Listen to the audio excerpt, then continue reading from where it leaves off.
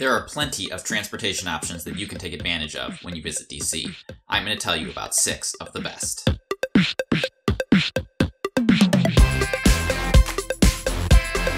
Hello, welcome to Trip Hacks DC. My name is Rob. I'm a tour guide here in the nation's capital. If you're coming to Washington, D.C. and you're looking for the best tips, tricks, and hacks for exploring the city, make sure to subscribe to this channel and hit the bell notification icon so that you don't miss anything. And if you're interested in having me personally show you around when you come, head on over to my website, triphacksdc.com, afterwards to see the tours that I offer. In this video, I'm going to give you 6 of the best transportation options for getting around DC, none of which involve driving or parking a car. If you live in DC or have visited before, leave a comment on this video and let me know what your favorite transportation option is. Otherwise, let's get started. There is absolutely no better way to get around Washington, DC, in my opinion, than to use your own 2 feet. Washington, DC is a walking city. There's no doubt about that. And if you're staying downtown, there actually is probably a lot more within close walking distance than you might realize. The most important thing that you should pack for your trip to Washington is the most comfortable pair of walking shoes that you own.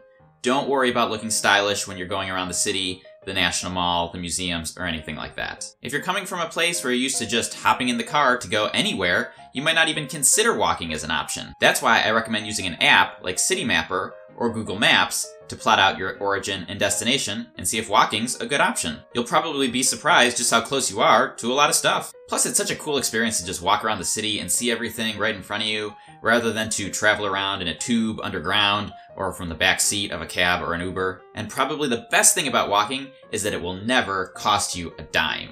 Now, if you're more of a cyclist than a pedestrian, Capital Bikeshare is for you. Capital Bikeshare was one of the first bike sharing systems in North America when it launched in 2010.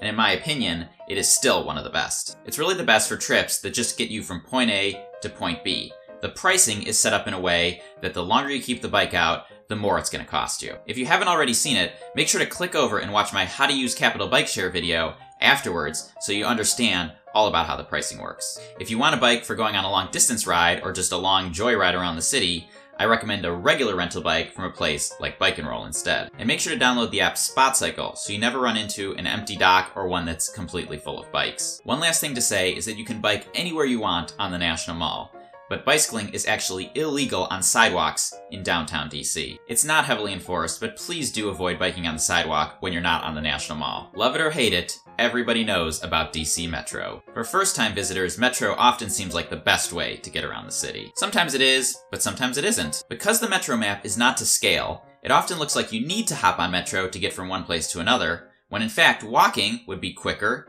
simpler, cheaper, and easier. So just make sure to check City Mapper before you get on Metro to make sure that it is actually the best option. And if you're planning to ride Metro, make sure to click over and watch my video with 10 do's and don'ts so that you can be riding the Metro like a pro by the time you get here. An often forgotten piece of our public transportation system is the humble bus. Most tourists at some point during their trip will get on a train and ride Metro, but far fewer will ride a bus, which is too bad because often it's a better option. In downtown DC, you'll probably notice 2 types of buses: Metrobus and Circulator. Metrobus has longer routes that tend to be more useful to locals.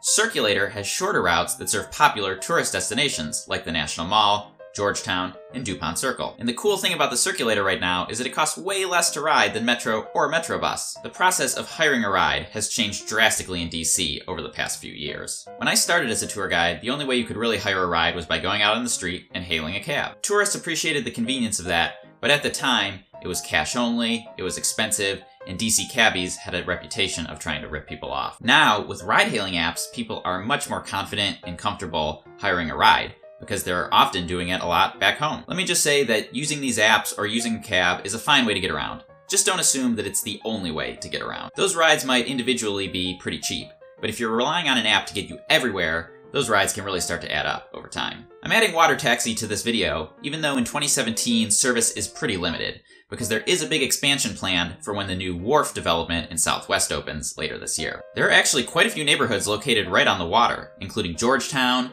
the National Mall, Southwest Waterfront, and the Navy Yard. And that's just in DC. You can also take a boat south on the Potomac to get to Alexandria. Right now, the water taxi is mostly only a tourist attraction, It's not really used by locals because it is surprisingly expensive. But it's a fun way to get down to Alexandria if you want to make a short little day trip there. And in the future, once the expansion happens, it could become a lot more valuable. So make sure you subscribe to Trip Hacks DC on social media, because as updates like this come along, I'll make sure to post them over there. And that's it! Thank you for watching this video. If you found it helpful, you can subscribe to this channel by clicking on the Trip Hacks DC logo, which is popping up right now at the bottom of the screen. And if you're coming to DC and you want to sign up for a private tour with me, you can click on the Capitol Dome on the left side of my head. That'll take you over to my website, triphacksdc.com, where you can see the tours that I offer. Enjoy your trip!